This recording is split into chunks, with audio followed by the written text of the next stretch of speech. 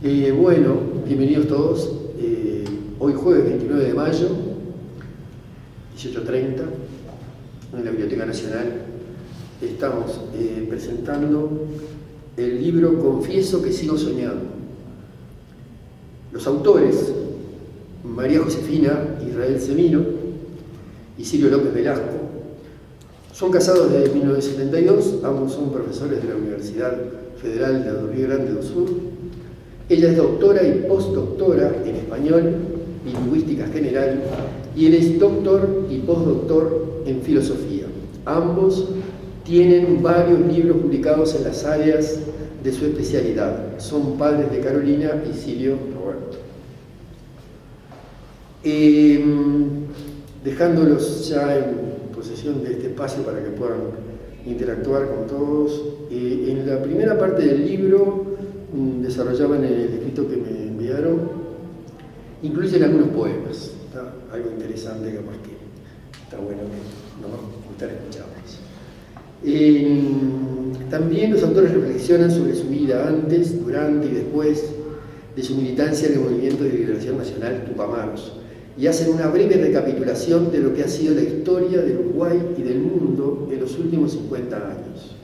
Su segunda parte aborda primero el socialismo del siglo XXI, que es una parte muy interesante de nuestro libro, y a la luz del pensamiento del doctor Guevara, del Che Guevara, y la actual situación de Cuba, y luego los actuales movimientos que eso sí tienen que ver con los movimientos agroambientalistas en Uruguay, que quizás en Uruguay no están debidamente difundidos y capaz que aprendemos mucho con lo que nos van a contar. Bueno, le agradecemos a Enrique, que fue el mediador para que la biblioteca se diera esta sala para esta charla. Y además, como Enrique habló de poemas, justamente nosotros lo comprometimos a que él leyera uno de sus poemas de un libro que está lanzando también. Así que María va a presentar un poema y después le pasamos la palabra a Enrique. Ahí está, yo voy a tener un lugar para nosotros y el grupo mío. Por eso, pero para que no quede, quería interferir en él, pero sí insistiendo que... Para que quede registrado, porque era el acuerdo, Enrique. De acuerdo. Bueno, está bien, lo hacemos bilateral en este momento. Empieza.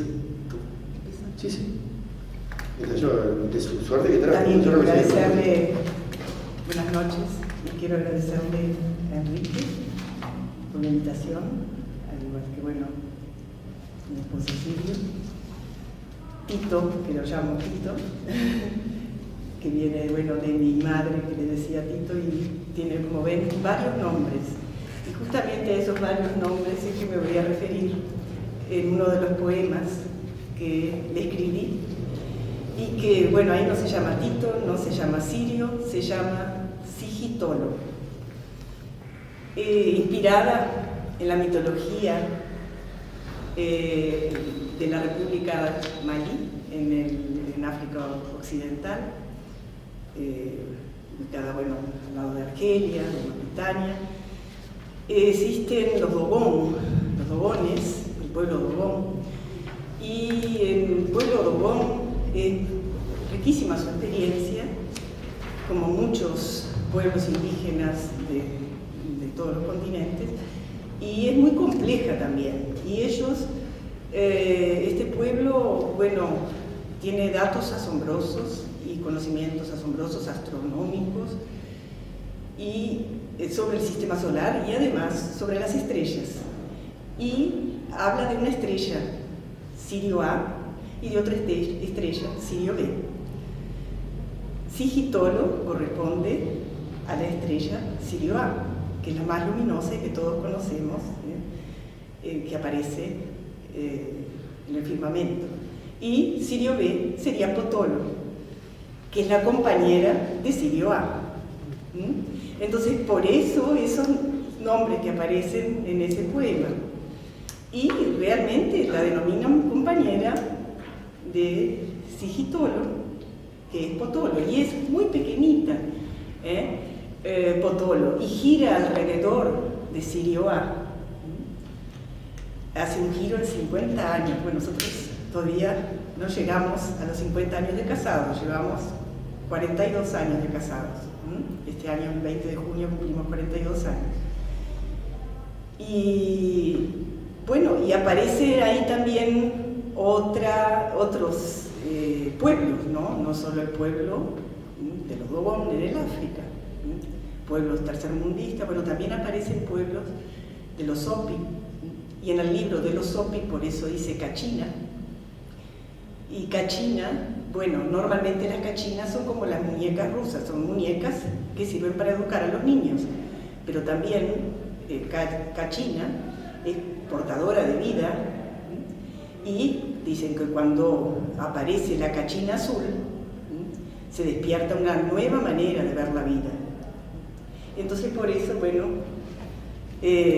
aparecen, y ese, bueno, es el poema que voy a leer para Sigitolo.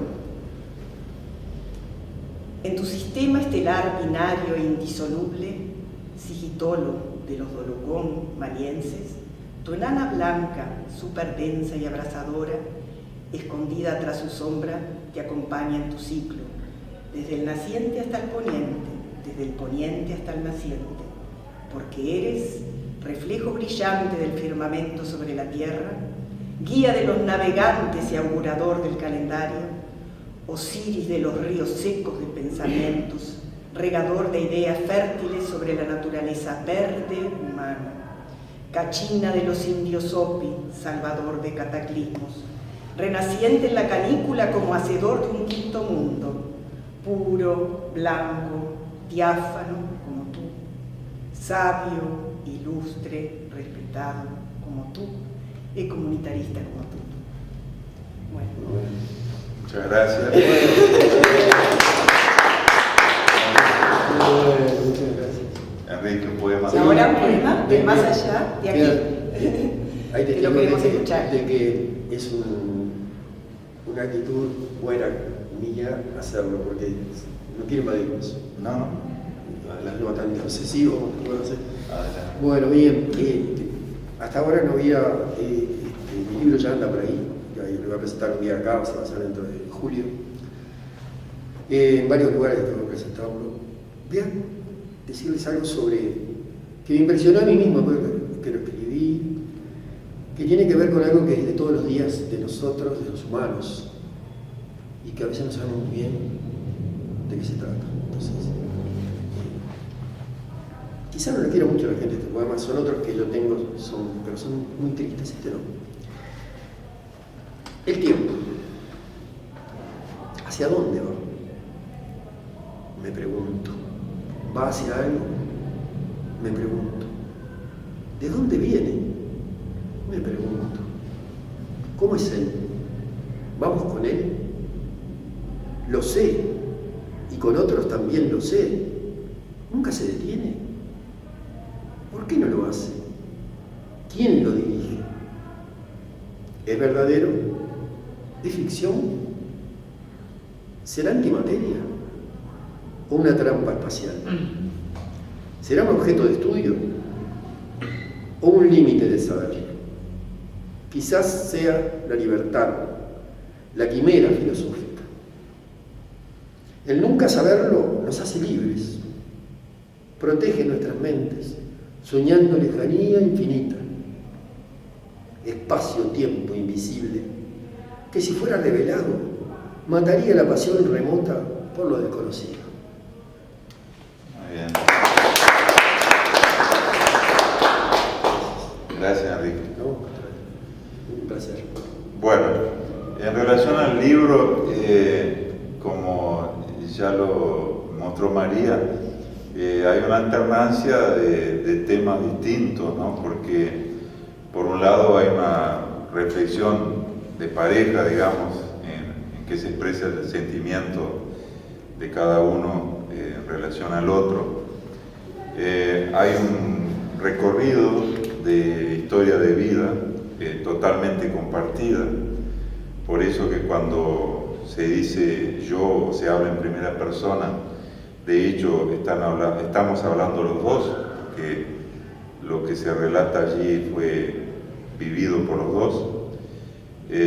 con una breve introducción, un periodo de infancia en que se habla de un mundo algo diferente del actual, para dejarle a los hijos, quizá a los nietos, un recuerdo de la forma de divertirse, de la forma de compartir, de la forma de comunicarse que había en los periodos anteriores, no solo a la internet, sino también a la televisión, que todavía no había llegado a instalarse en el Uruguay.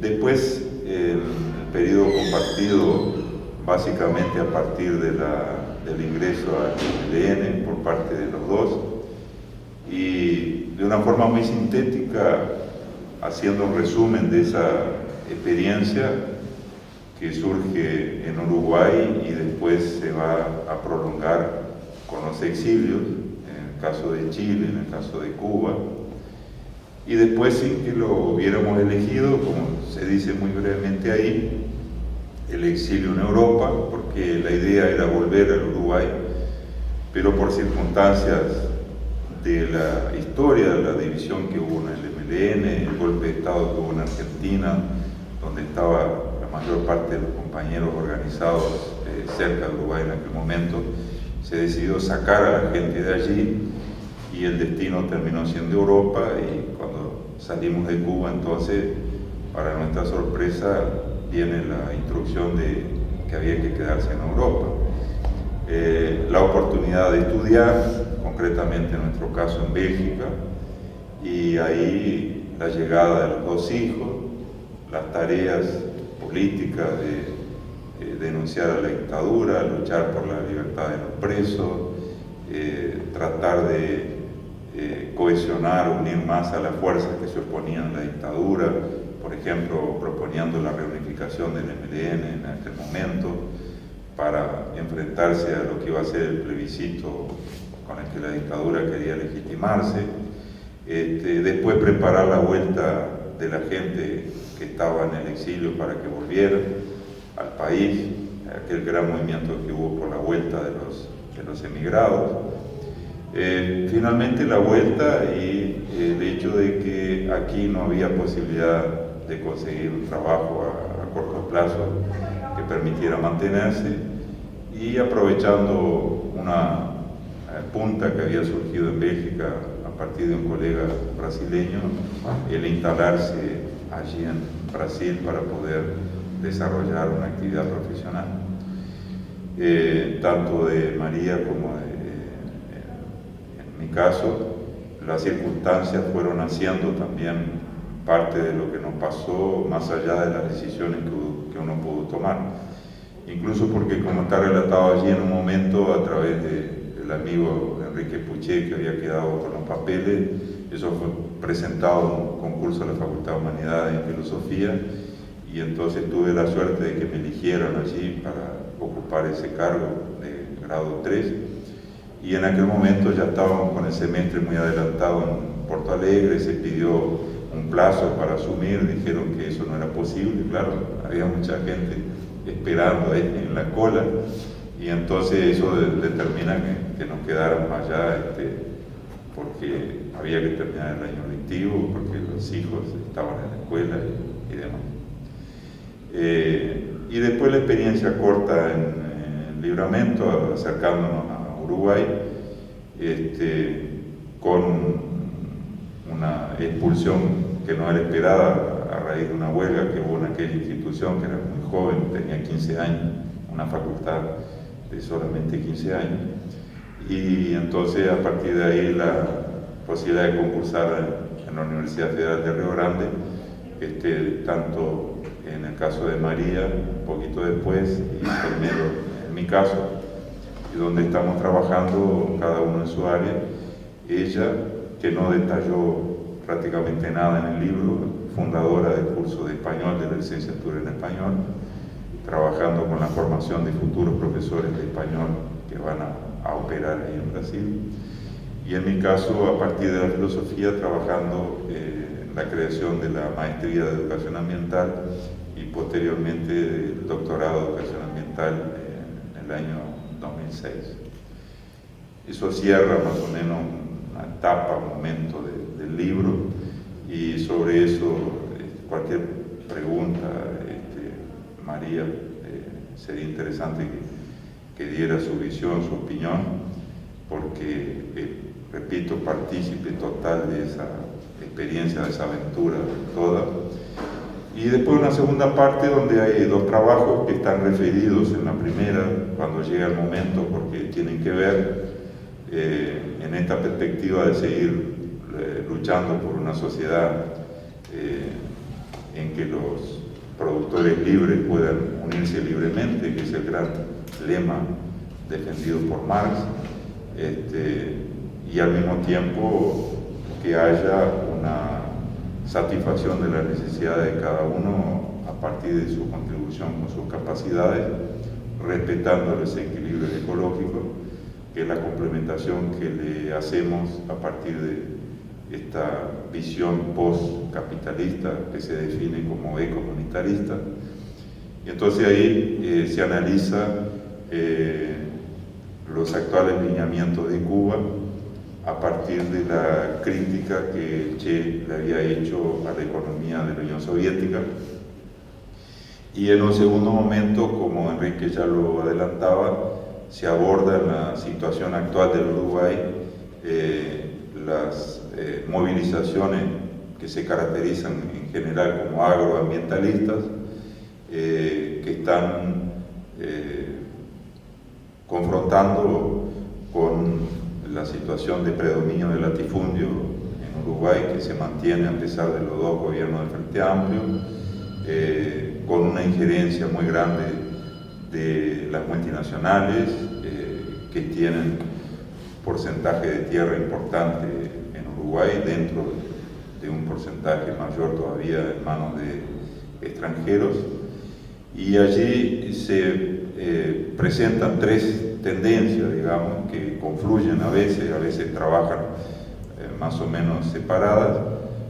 Por un lado, el movimiento por la tierra, que prolonga el trabajo iniciado por Raúl Sendic Antonacho, que tiene un momento de, digamos, decadencia después de la muerte de Sendic en el 89, pero que logra reorganizarse y sobre todo se afirma con la ocupación de tierra que hubo en Bello Unión en el 2006, a partir de la cual se configura una cooperativa que quiere tener una producción ecológica y sin patrones, o sea, tratando de hacer en chiquito la idea que Sendic había defendido en grande para todo el Uruguay. Y a pesar de tropiezos, idas y venidas, todavía la experiencia está viva ahí, en particular por el gran esfuerzo de viejo compañero, amigo de Sendic, Colacho Esteves,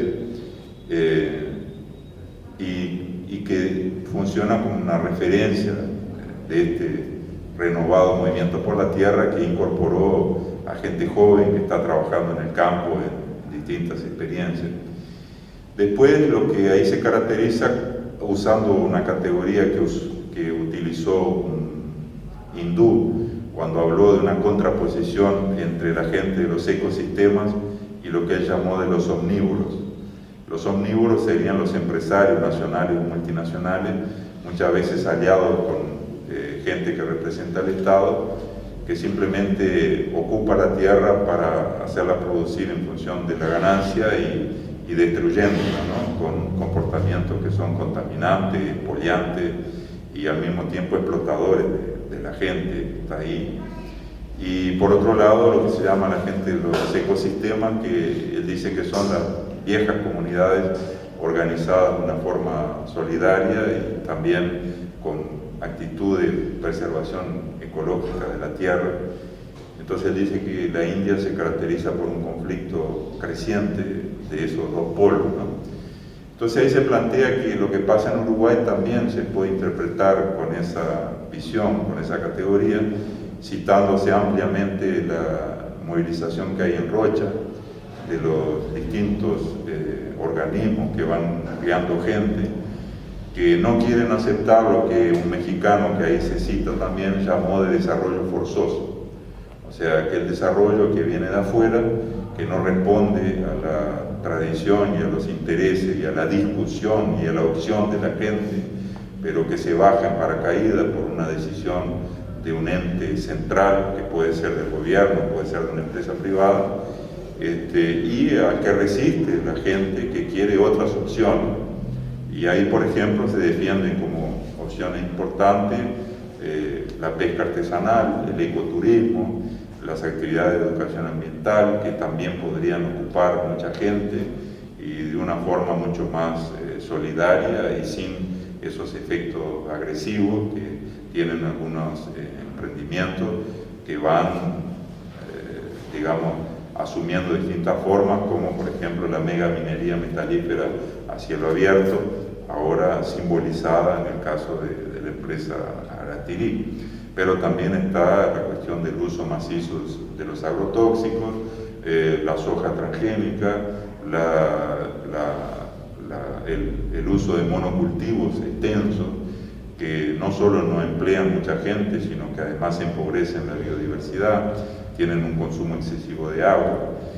Y entonces ahí hay una contradicción parecida a aquella que analizaba el hindú cuando se refería a esa disputa entre los omnívoros por un lado, la gente de los ecosistemas por otro, y complementada con esa categoría del desarrollo forzoso que generó este mexicano para referirse a ese tipo de conflicto, que no solo se produce aquí, sino que sabemos se produce en América Latina y en el mundo en general. Y en tercer lugar, lo que allí se menciona es este fenómeno de la Asamblea Nacional Permanente para defender el agua, la tierra, los bienes naturales, que congrega gente muy heterogénea, que va desde pequeños productores, pasando por estudiantes, por gente que trabaja en distintas instancias del sector terciario, etcétera, etcétera, y que ha desarrollado, y allí se cita con bastante detalle la proclama no de la última, porque el libro ya estaba en prensa, pero de la penúltima marcha, en que hay pronunciamientos muy claros de lo que no se quiere en términos de este desarrollo capitalista impuesto que favorece a grandes intereses multinacionales y que perjudica no solo a la gente del local, sino también a la naturaleza no humana, y también algunas ideas de lo que se quiere, ¿no? Que es propiciar una economía solidaria, una economía que respete las comunidades locales, que sepa también tratar a la tierra de una forma amistosa, amigable. Me parece que eso es más o menos el perfil general del libro, y me gustaría que María comentase alguna cosa antes de pasarle la palabra a los compañeros, porque de repente lo más interesante es establecer ese diálogo para aclarar algunas cosas. Por ejemplo, no se mencionó un detalle, ¿no?, desde el punto de vista del Che, que me parece que son extremadamente ricos, tanto cuando uno puede concordar como también cuando uno tiene discrepancia, ¿no? Porque el libro también tiene esa osadía y quizá un poco de atrevimiento de marcar alguna discrepancia con un punto de vista que Guevara defendió en aquel momento, y al mismo tiempo, bueno, algunas coincidencias que apartan de lo que ahora es la visión predominante, por lo menos en Cuba, que allí se dice, a veces explícitamente, a veces entre líneas, que no coincide con aquella visión que Guevara tenía del socialismo. Bueno, algo que no mencionó, me parece, bueno, un poco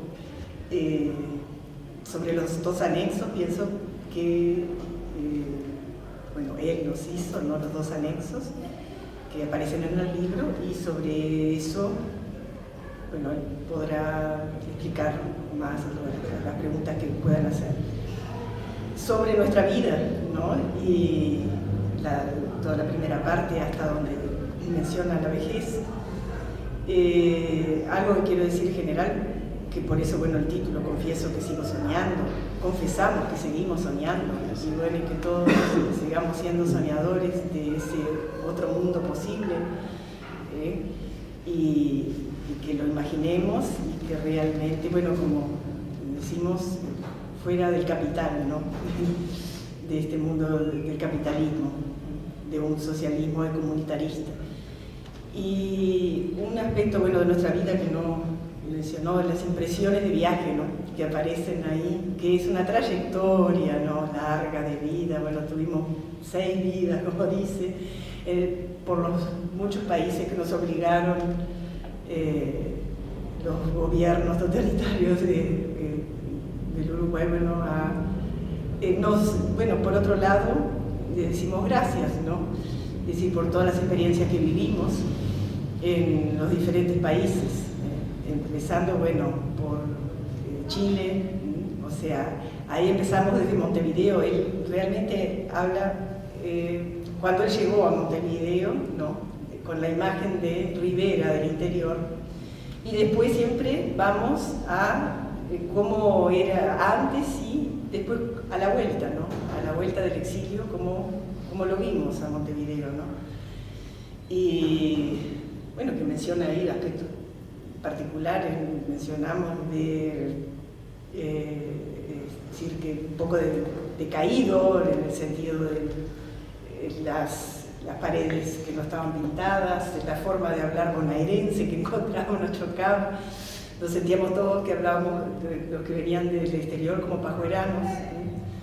Después nuestra estadía en Chile, que fue, bueno, yo estuve casi un año en Chile, bueno, no llegó, por salir un poquito antes del golpe de Pinochet, y bueno, fue una vida muy agitada de campamentos, éramos muy jóvenes, ¿no? En las montañas, en la costa, bueno, y todas las peripecias que se cuenta de los incendios y creados tal vez en parte por nosotros mismos, ¿no? De que no se apagaban las fogatas, y peripecias de vida, ¿no? Es decir, no teníamos a la represión atrás, pero fueron experiencias de vida interesantes, ¿no? De convivencia también, muchas experiencias de convivencia, que eso ayuda después en el futuro a ser, bueno, que seamos más tolerantes con las personas, ¿no? Y como, bueno, la convivencia en la cárcel, ¿no? Que pienso que fue una etapa muy dura, ¿no? Y a otro nivel, ¿no?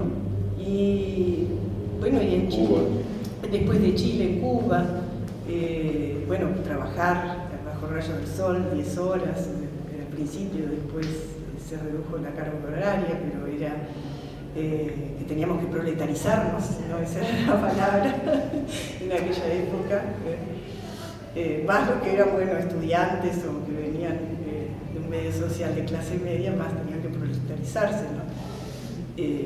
Existían, bueno, los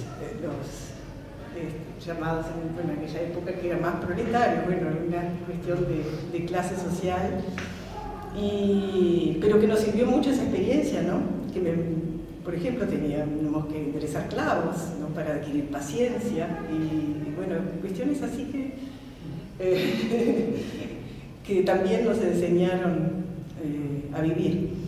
Y después, bueno, y también las mujeres, ¿no? Que a la par de los hombres, las cubanas nos miraban como realmente no entendían, ¿no? Cómo podían estar trabajando en la construcción y a quién cargaba más cemento y carretillas, y concretar y, bueno, y hacer todas las tareas que ellas trabajaban en general en las oficinas, en las fábricas, ¿no?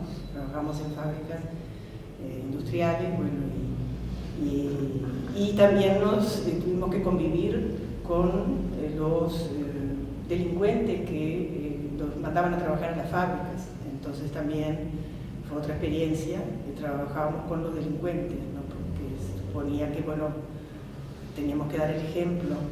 Después también íbamos a los que no habían podido terminar de estudiar, nuestros compañeros, en las facultades obreros campesinas, y entonces íbamos por la noche a las facultades obreros campesinas a estudiar y a trabajar también. Bueno, fue una experiencia muy rica. Después los comités de defensa de la revolución, a quién era la familia, bueno, una vez lo nombraron, familia ejemplar, matrimonio ejemplar, ¿no? Porque era quien juntaba más vidrios y a quien plantaba los jardines más bonitos en el barrio, ¿no? Plantábamos rosas y arreglábamos, bueno, todas esas cuestiones del día a día, ¿no? Qué fuerza, ¿no? Qué fuerza, qué bueno. Y bueno, después de hacer múltiples trabajos, ¿no? Que también nos sirvió para aprender, es decir, a no ser solo un intelectual, también trabajos manuales que me han servido mucho después en el futuro. Después, bueno, nos vamos, se suponía que bueno, volvíamos a América, pero yo salí primero de Cuba y con la idea de que a los pocos días íbamos a estar en Colombia o en Venezuela o en algún lugar cerca del Uruguay, más cerca del Uruguay, ¿no? Por lo menos en América. Y en París, ¿no?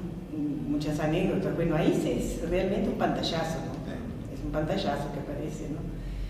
Y de estar, bueno, caminando en la plaza, en el Parque Luxemburgo y eso, bueno, esperando a ver que se conectaran con nosotros, no aparecía nadie, totalmente,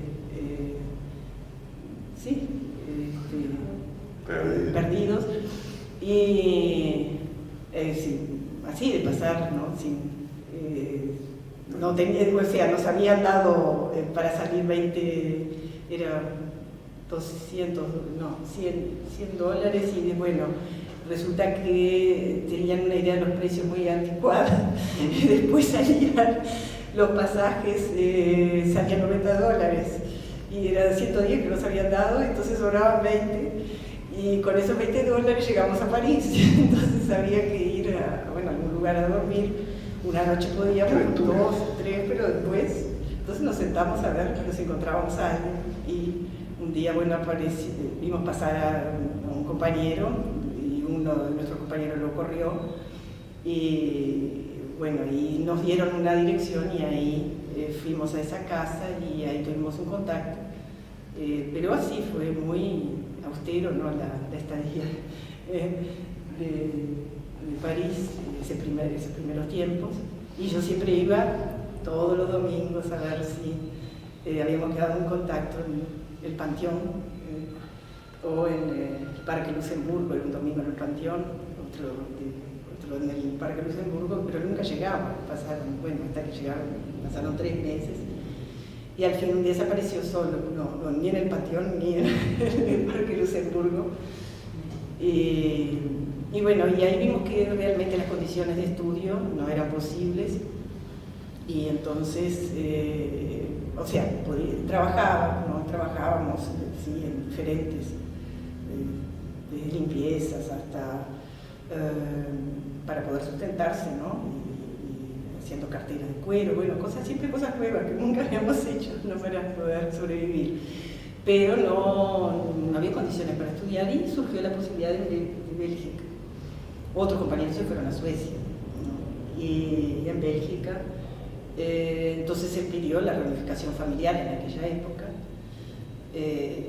para poder, primero, bueno, me refugié en París y fui a una comuna que era muy reaccionaria, entonces, bueno, me acuerdo que dije en ese momento que era del Partido Demócrata Cristiano, a la comuna esa de París, y hicieron todo un interrogatorio y bueno, al fin me aceptaron como refugiada y después pedí la reunificación familiar y bueno, ahí empezó otra historia.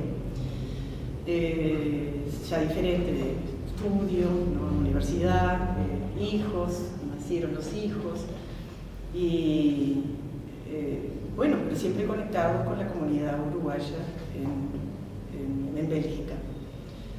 Y bueno, después de Bélgica, entonces surgió, eso fue una anécdota, ¿no? De que la posibilidad de volver, pero no estaba muy seguro aquí y le escribieron a él él escribió a diferentes universidades del Brasil Y una universidad en Porto Alegre respondió que sí, que lo aceptaba para trabajar. Y dije, bueno, nos vamos a acercar hasta allí, vamos por Montevideo, de repente. Y aquí no había posibilidad de trabajo, y entonces fuimos completamente en la PUC, que relata en el libro, en la Universidad Católica de Porto Alegre. Y él empezó a dar clases ahí. Después yo también empecé a dar clases, que nunca, había hablado portugués en mi vida, solo las canciones de Chico Buarque, de Inicio de Moraes, ¿no? Y y poco tiempo después, no tampoco para él, pero para mí sí, porque empecé un año después que él había empezado. A los 2 años y medio de estar ahí, un poquito antes, se creó un grupo que podría llamarse, entre comillas, subversivo ideológicamente, porque era de filosofía latinoamericana, ¿no? Y en ese momento, entonces, a él lo echan, y después posteriormente me echan a mí, ¿no? Esa misma experiencia la pasamos cuando, vamos a decir, antes de volver, de ir. Después de estar en Porto Alegre nos fuimos a Rivera y realmente pasa lo mismo en la Facultad Obrera, en la Facultad de Santana. Nos acercamos cada vez más. Sí. Y después Río Grande, que hasta el día de hoy que nos acogió muy bien, en el sentido de que pudimos continuar nuestra carrera, pero siempre con el deseo de volver aquí, ¿no? Es un poco un resumen. Ahí aparecen otras imágenes de países que visitamos. Entonces, que muchas relaciones familiares, en el sentido de que nos unen. Por ejemplo, después de hablar, de España, hablamos de España, hablamos de Italia y de Grecia. De España, y entonces se habla como que soy del siglo de Toledo, de la época del siglo XII, ¿no? Y del siglo... Ahí salió tu familia. De mi familia. Y después de Grecia, que también, porque cuando fuimos a Grecia fuimos a una isla, Rodas, y entonces, que mi abuelo es rodiano, y entonces también algunas anécdotas, ¿no? Que fuimos porque era de familia sefardí, y fuimos a visitar una sinagoga, entonces hablaba español antiguo, muy interesante, la filmamos a la señora. Como si hubiera salido ayer de España. Sí. Y después, visiones, que de Grecia también, Atenas, porque filósofos que no vaya a Atenas, no es filósofo, ¿no? Y de recoger las piedritas, como aparece en el libro, de los lugares del Partenón, del Ágora, ¿no? Para sentirse un poco en la tierra de los filósofos. Y de Italia, imágenes, ¿no? De poder estar en determinados lugares, que muchos de ustedes habrán estado, que es parte de la historia de esos pueblos que sucumbieron, como Pompeya, ¿no? Que quedó bajo la lava, y de lugares hermosos como Capri, que todo eso da lugar a muchos poemas, ¿no? Sin duda. Lindas imágenes y cosas también muy positivas, ¿no? A partir de esas impresiones de viaje. Es decir, no tenemos que pensar solo por eso seguimos soñando. Para un pantallazo y darle la palabra a los compañeros y compañeras, la cuestión esa en la parte que se analiza los lineamientos de Cuba, aprobados por el último Congreso del Partido Comunista de Cuba, que le dan el rumbo a la economía cubana, ¿no? Cuando se hace referencia a la crítica que hizo Guevara a la economía de la Unión Soviética, un primer hecho que me parece interesante es que eso que había escrito el Che cuando estaba en Europa, el momento anterior a venirse a Bolivia, digamos, se publicó recién en el año 2006, o sea que pasaron muchos años para que los propios cubanos se enteraran de lo que él había reflexionado en relación a la economía soviética. Y de repente ahí se dice, si se hubiera conocido antes, quizá algunas cosas podrían haber sido diferentes, ¿no? De algunas de las grandes ideas que están planteadas ahí, por un lado impresiona una propuesta que tiene Guevara de transformar a todo un país en una gran comunidad de producción, distribución y consumo, porque ese es el sistema que él propone, en que de hecho se trata de considerar a todo el país como siendo una sola gran empresa. Incluso él dice que en los intercambios entre diversos sectores de la economía no tendría por qué regir la ley del valor. O sea, él va al fondo de la teoría de Marx y dice que en la construcción del socialismo no tendría por qué regir la ley del valor en el intercambio que se hace entre las empresas. O sea que hay cosas que se podrían intercambiar abajo o arriba del valor según fuese la conveniencia de la satisfacción de las necesidades de las personas, que en resumen la economía se aplicaría a satisfacer la necesidad de la gente.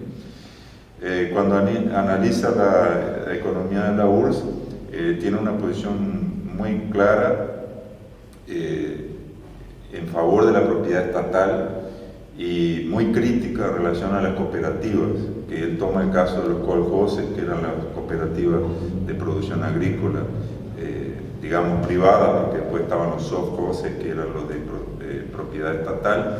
Y entonces, como él tiene esa idea de que todo el país tiene que organizarse como una única unidad productiva de distribución y de consumo, entonces él dice que hay un peligro enorme porque se contrapone el interés de la cooperativa, que es una parte de la sociedad, con el interés del resto de la sociedad, que vendría a estar representada por la propiedad pública y más concretamente estatal.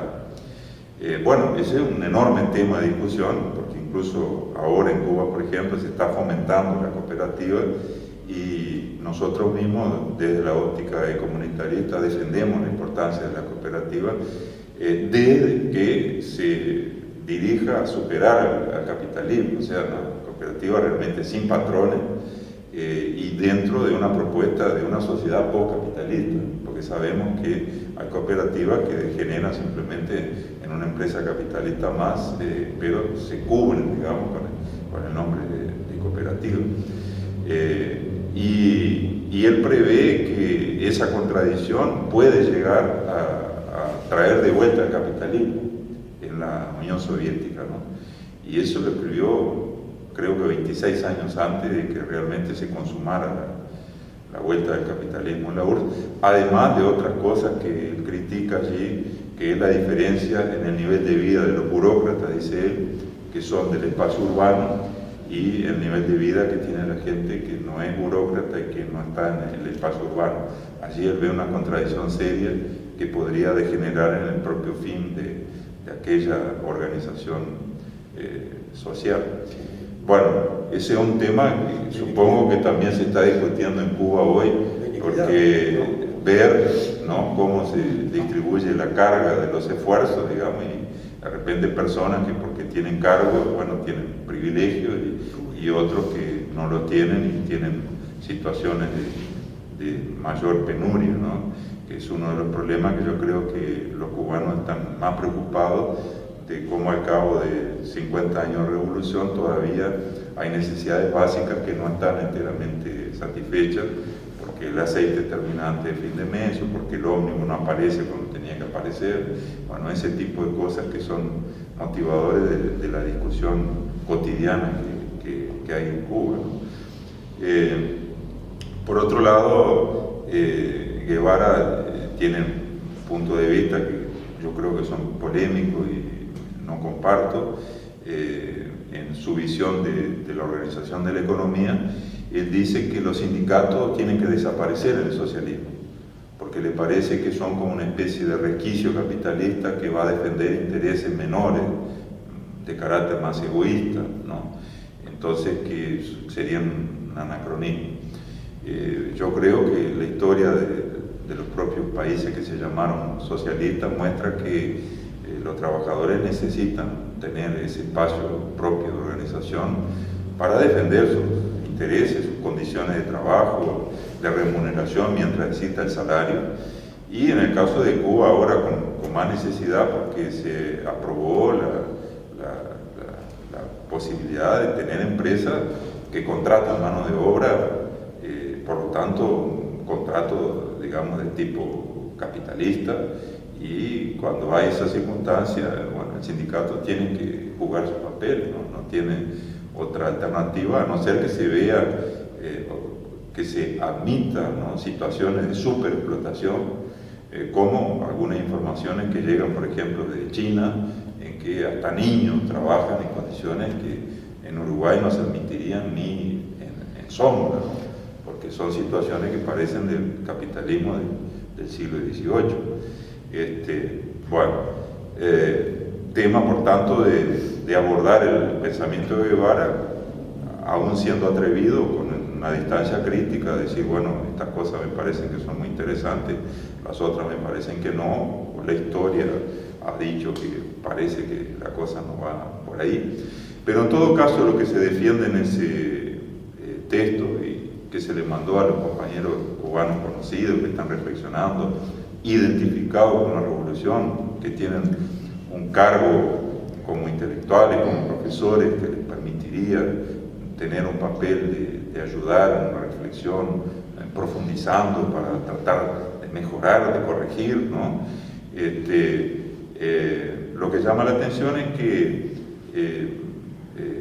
parece que no hubo una discusión de todas las propuestas de Guevara para hacer un balance de lo que fue la realidad de Cuba y acompañar paso a paso y decir, bueno, aquí sí, allí no, etcétera, etcétera. No se dio ese tipo de teorización para hacer un análisis más profundo y determinar rumbos a partir de ese tipo de comparación. O sea, Guevara continúa siendo una persona extremadamente respetada, idolatrada en Cuba, pero desde el punto de vista de su pensamiento concreto en el área de la economía, parece que los puntos de vista que él defendió no son parte de la discusión cotidiana, no se asimilan como un elemento más de la discusión, y de repente eso sería una necesidad, ¿no? Y otro punto que se marca una diferencia allí es que Guevara defendió con mucha fuerza que la universidad tenía que vestirse la camiseta de la revolución, y entonces de repente eso se interpretó como siendo una especie de sumisión de la universidad a la dirección política, y quizá le sacó un espacio importante a la propia universidad como lugar de construcción de un pensamiento crítico, de un pensamiento renovador que pudiera apuntar cada error, cada dificultad en el momento preciso para evitar que determinados errores y carencias se acumulasen y fortalecer un espacio de corrección más rápida, ¿no?, de las dificultades, de los problemas, de la carencia. Entonces eso se refleja también en que, por ejemplo, la prensa universitaria podría ser muy importante, ¿no?, para fomentar esa discusión, esa reflexión permanente y correctiva, y esto hasta ahora no se ha verificado por esta cuestión de que la universidad responde a la dirección política y no tiene ese margen de autonomía crítica de verdad como para poder